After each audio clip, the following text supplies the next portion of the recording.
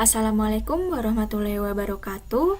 Kita berjumpa lagi di pembelajaran matematika tentang pecahan bagian keempat.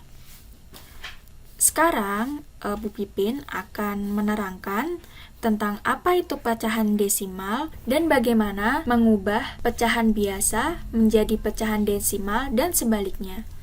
Sebelum itu, kita tonton dulu yuk video dari Kak Beni mengenai konsep bilangan desimal. Halo semua, ketemu lagi dengan Pak Beni. Pada kesempatan kali ini, Pak Beni akan membahas tentang konsep dasar bilangan desimal. Kenapa kita perlu belajar ini? Karena nanti kita akan belajar mengkonversi dari pecahan biasa ke desimal atau desimal ke persen, dan banyak penerapan-penerapan dalam matematika yang menggunakan desimal ini. Gitu, makanya penting banget nih kita harus tahu bilangan desimal itu seperti apa sebenarnya. Tapi sebelum kita membahas tentang bilangan desimal itu seperti apa, Pak Bini akan memulai dengan mengingat-ingat pelajaran waktu kelas 2 atau 3 tentang nilai tempat suatu bilangan. Misal begini, Pak Beni punya angka 2357. Nah, masih ingat kan ya? Kalau 2 itu posisinya sebagai ribuan, kalau 3 posisinya sebagai ratusan, 5 posisinya sebagai puluhan, dan 7 sebagai satuan. Nah, sampai saat itu kita tahu kalau satuan adalah unit yang paling kecil kan di antara nilai tempat ini. Tapi ternyata setelah kita belajar pecahan, ada lagi yang lebih kecil dari satuan. Nah, tapi bagaimana kita menuliskannya dalam bentuk nilai tempat seperti ini? Untuk itu, Pak Beni misalkan seperti ini. Satuan itu Pak Beni tulis 1 ya, kan satuan 1. Terus puluhan Pak Beni simbolkan 10, ratusan Pak Beni simbolkan 100, dan ribuan Pak Beni simbolkan 1000. Nah, tadi ada 2357. Berarti kan ada 2 buah seribuan, 3 buah seratusan, 5 buah sepuluhan, dan 7 buah satuan kan. Nah, makanya kalau disusun jadi 2, 3, 5, 7. Nah, bagaimana kalau udah ada pecahan nih? Gimana kita nulisinnya dalam bentuk nilai tempat? Nah, karena ada sesuatu yang lebih kecil dari satuan, berarti kita kira-kira nih, kalau 1000 aja sebelumnya 100, 100 sebelumnya 10, 10 sebelumnya 1. Nah, 1 itu sebelumnya lagi berapa tuh yang kelipatan 10? Berarti 1/10 kan? Nah, 1/10 berarti sebelumnya lagi ada 1/100, sebelumnya lagi ada 1/1000, dan seterusnya. Nah, makanya tampilannya nanti akan menjadi seperti ini. Pak Beni startnya dari 1/1000 ya. Sebenarnya ada lagi sebelumnya, tapi saya rasa cukup sampai 1/1000 dulu. 1/1000, terus 1/100, terus 1/10, lalu 1, 10, 100, dan 1000-an. Nah, misal begini, Pak Beni punya 2 buah sepuluhan, 1 buah satuan, 8 buah 1/10-an, dan 4 buah 1/100-an. Berarti kan kalau kita susun jadinya kayak gini kan, 2, 1, 8, 4. Nah, kalau kita tulisnya begini jadi terkesan 2184 kan. Padahal kita maunya 2 itu sebagai puluhan bukan ribuan. Lalu bagaimana biar membedakan? Nah, makanya untuk membedakan, akhirnya para matematikawan itu sepakat memberikan tanda. Nah, tanda itu yang disebut dengan tanda desimal. Nah, tanda desimal ini kalau di Indonesia disimbolkan dengan koma. Jadi setelah satuan itu kita kasih koma, berarti dia udah desimal tuh. Tapi kalau di beberapa negara koma ini bisa diganti dengan titik. Tapi untuk Indonesia kita pakainya koma ya. Nah, berarti kalian bisa lihat tuh polanya. 2 itu jadi puluhan, 1 satuan. Nah, setelah satuan baru dikasih koma, baru masuk 1/10-an. Karena 1/10-annya ada 8, berarti 8 itu 1/10-an, 1/100-annya 4. Gitu konsepnya. Jadi setelah ada tanda desimal, setelah ada tanda koma ini, baru 21,84 ini disebut dengan bilangan desimal, sudah bukan bilangan bulat lagi. Gitu, bisa dipahami ya? Oke, itu tadi penjelasan dari Pak Beni mengenai konsep bilangan desimal. Nah, sekarang kita akan belajar tentang pecahan desimal. Desimal adalah pecahan per sepuluhan, per seratusan, per seribuan, dan seterusnya, yang ditulis dengan menggunakan tanda koma. Kata kunci dari pecahan desimal adalah jika per sepuluhan di belakang tanda koma ada satu angka. Jika didesimalkan berarti adalah 0,1. Ini ya, didesimalkan berarti jadi 0,1. Nah, ini maksudnya satu angka di belakang koma ini. Kemudian, contoh lagi, masih di persepuluhan, Bu Pipin punya contoh 3/10. Jika diubah ke pecahan desimal menjadi 0,3. Ya kan, di belakang koma ada satu angka. Misalkan lagi 12/10. Bagaimana dengan ini? Kita tulis angka 12.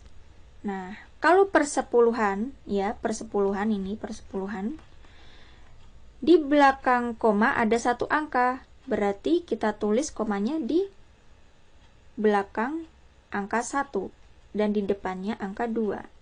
Ya kan, di belakang koma di sini ada satu angka, yaitu angka 2. Dibacanya yaitu 1,2. Misalkan 512 per 10, masih persepuluhan. Bagaimana menuliskan angka desimalnya? Nah, tadi gimana kalau persepuluhan di belakang koma ada satu angka, berarti komanya kita taruh di sini. Jadi cara membacanya adalah 51,2. Oke, bukan 512, tapi membacanya 51,2.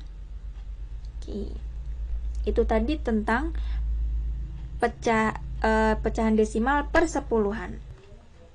Sekarang bagaimana jika per seratusan? Kata kuncinya ini per seratusan di belakang tanda koma ada dua angka. Misalkan ini diubah ke pecahan desimal. Di sini kan pembilangnya 1, oke? Padahal kata kuncinya di belakang tanda koma ada dua angka. Berarti karena di sini hanya ada 1, di depannya angka 1, kita tulis angka 0. Nah, terus di sini kita tulis koma, di sini kita tulis tanda 0. Nah, di sini kan di belakang tanda koma ada dua angka, yaitu 0, 1. Ini dibacanya yaitu 0,01. Contoh, 6/100. Oke. Bagaimana diubah ke pecahan desimalnya? Yaitu di sini angka 6. Nah, di sini kan angka 6 cuma sendiri di pembilangnya. Nah, kita tambahin nih. Karena di belakang koma harus ada dua angka. Kita tambah 0, terus kita kasih tanda koma. Nah, di sininya ada tanda 0. Ini dibacanya yaitu 0,06. Oke, jadi 6/100 diubah ke pecahan desimal yaitu 0,06. Lagi. Misalkan di sini 21/100. Oke. Kita tulis 21 di sini. Nah, tadi kata kuncinya per seratusan adalah di belakang koma, tanda koma ada dua angka. Nah, di sini ada 1, 2. Nah, komanya kita tulis di sini. Nah, di sini kan sudah tidak ada bilangan. Kita tulis 0. Jadi 21/100 diubah ke pecahan desimal, dibacanya 0,21. Bagaimana jika ada 356 per 100? Oke, kita tulis nih angkanya 356. Nah, perseratusan tadi kata kuncinya yaitu di belakang koma ada 2 angka, yaitu 1, 2. Kita tulis di sini berarti. Oke, nah sudah ketemu nih. Oke, berarti 356 per 100 diubah menjadi desimal, dibacanya 3,56. Ada lagi, masih perseratusan. Misalkan bilangannya adalah 2163 per 100. Oke, kita tulis. Nah, kata kuncinya tadi perseratusan apa? Betul, yaitu di belakang tanda koma ada 2 angka. Kita nih 1, 2, berarti ada di sini. Nah, ini dibacanya adalah 21,63. Oke, jadi pecahan 2163 per 100 diubah ke pecahan desimal, dibaca yaitu 21,63. Oke, sudah jelas yang per seratusan. Nah, bagaimana jika per seribuan? Di sini kata kunci per seribuan atau ditulis dengan 1 per 1000. Kata kuncinya adalah di belakang tanda koma ada 3 angka. Ini kita ubah ke desimal. Jadi angka 1. Nah, kita harus mendapatkan bantuan, yaitu bantuan angka 0, 1, 2, 3, lalu koma. Nah, di sini ada 0. Ya kan, di belakang tanda koma ada 3 angka, ini 1, 2, 3. 0,001. Contoh, 9 per 1000 diubah menjadi pecahan desimal, yaitu di sini kan hanya ada 9, pembilangnya kita tulis. Nah, dibantu dengan angka 0. Jadi tadi kan di belakang koma ada 3 angka. Jadi 9 per 1000 diubah menjadi pecahan desimal, dibacanya adalah 0,009. Misalkan ada lagi nih, 53 per 1000. Bagaimana diubah menjadi pecahan desimal? Nih ada 53. Di sini kan cuma 2 angka nih, padahal kata kuncinya per seribuan adalah di belakang tanda koma ada 3 angka. Dibantu dengan angka 0, 0. Jadi 53 per 1000 diubah menjadi pecahan desimal, dibacanya adalah 0,053. Lagi, contoh lagi, 476 per 1000. Bagaimana pecahan desimalnya? Kita tulis 476. Nah, kata kunci per seribuan adalah apa tadi? Betul, di belakang tanda koma ada 3 angka. Berarti 1, 2, 3. Letaknya di sini tanda komanya. Nah, alat bantunya adalah 0. Jadi, 476 per 1000 diubah menjadi pecahan desimal, dibacanya adalah 0,476. Lagi contoh, 3578 per 1000. Diubahnya bagaimana? Kita tulis nih 3578. Tadi kata kuncinya apa kalau per seribuan? Betul, di belakang tanda koma ada 3 angka. 1, 2, 3. Berarti letak komanya adalah di sini. Jadi dibacanya ini adalah 3,578. Nah, sudah mengerti anak-anak bagaimana tentang pecahan desimal? Oke, setelah kita mempelajari tentang pecahan desimal dan bagaimana cara membacanya dan bagaimana tata letak koma-komanya tadi ya, tentang persepuluhan, perseratusan, perseribuan. Di sini kita mulai bagaimana cara mengubah pecahan biasa menjadi pecahan desimal. Nah, kita buka halaman 13 di buku matematika, oke? Jika sudah, di situ ada cara mengubah pecahan biasa menjadi pecahan desimal, yaitu dengan mengubah penyebut pecahan menjadi 10, 100, 1000, dan seterusnya. Contohnya tuh ada ya, 3/5. Oke, kita ubah penyebut ini, 5 ini, menjadi yang terdekat aja deh, persepuluhan. Nah, 5 kali berapa? Hasilnya 10. Betul, 5 kali 2. Berarti di atasnya juga dikali 2. Berapa anak-anak? 6. Betul.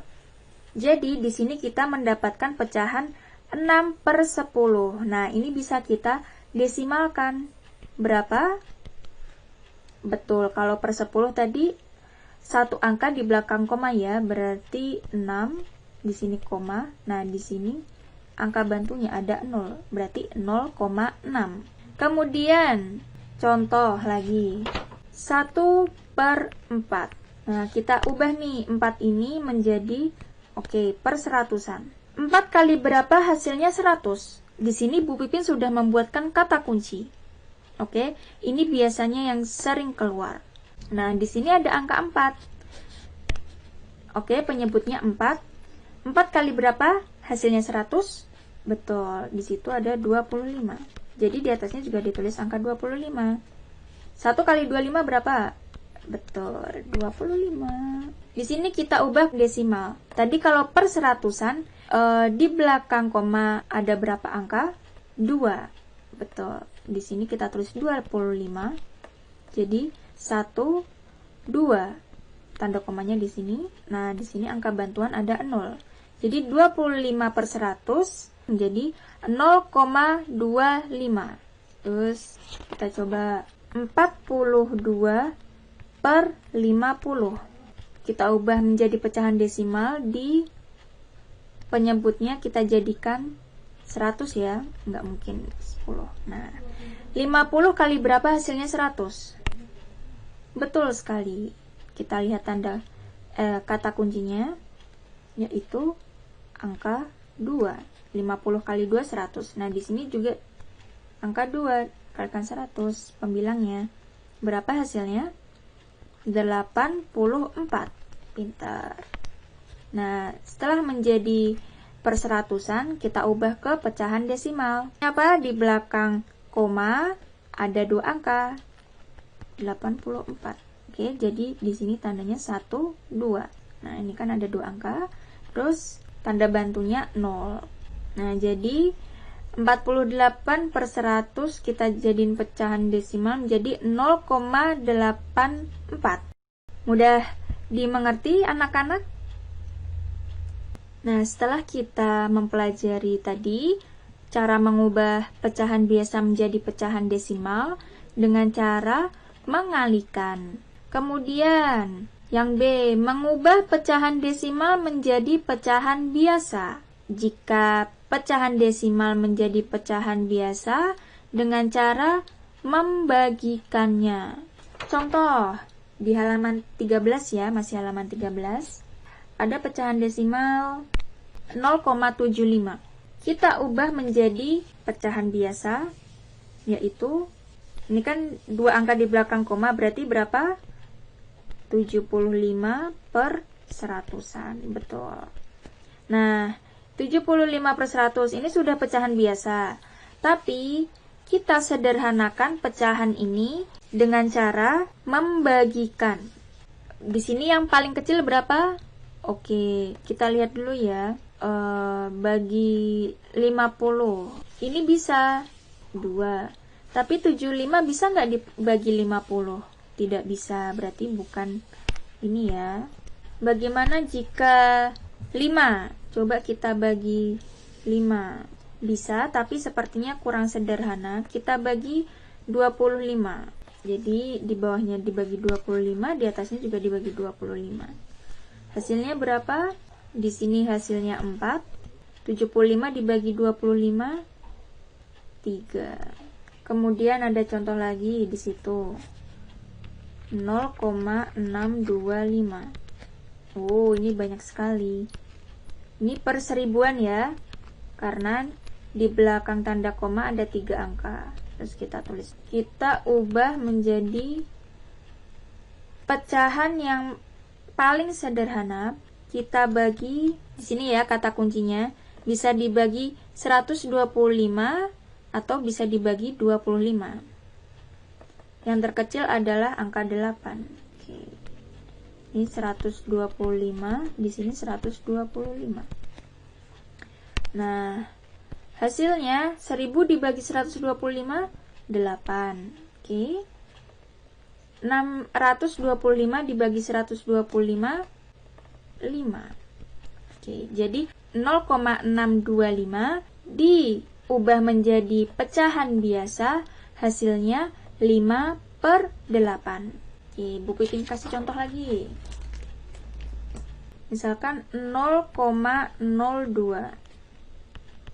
Nah, di situ di belakang koma ada berapa angka? 2, berarti per 100. Nah, di sini angka 2. Kita bagi berapa ya ini ya? Kita bagi 2 bisa, karena di sini bilangannya hanya ada angka 2. 2 berarti di sini juga dibagi 2. Hasilnya berapa? Ini ya. 100 bagi 2 hasilnya 50. 50, 2 bagi 2 hasilnya 1. Ini yang paling sederhana, jadi 0,02 diubah menjadi pecahan biasa, hasilnya 1/50. Lagi Ibu Pipin kasih contoh. 0,70. Berarti di sini adalah per seratusan ya, karena di belakang tanda koma ada 2 angka. 70. Kita bagi berapa? 10. Kita bagi 10. 100 dibagi 10, 10. 70 dibagi 10, 7. Jadi yang paling sederhana adalah 7/10. Atau jika seperti ini ya, per 100. Nah, di belakang angka ini kan 0, kita coret. Di sini juga kita coret. Jadi 7/10. Sampai di sini ada yang masih bingung tentang mengubah pecahan biasa menjadi pecahan desimal? Kemudian yang kedua tadi adalah mengubah pecahan desimal menjadi pecahan biasa. Kata kuncinya sudah Bu Pipin tulis di sini. Kebanyakan soal yang keluar akan seperti ini. Coba kalian kerjakan latihan 5 halaman 14 nomor 1 dan 2. Oke? Nah, sekian dari Bu Pipin tentang pecahan desimal. Jika ada pertanyaan bisa WA, dan wassalamualaikum warahmatullahi wabarakatuh.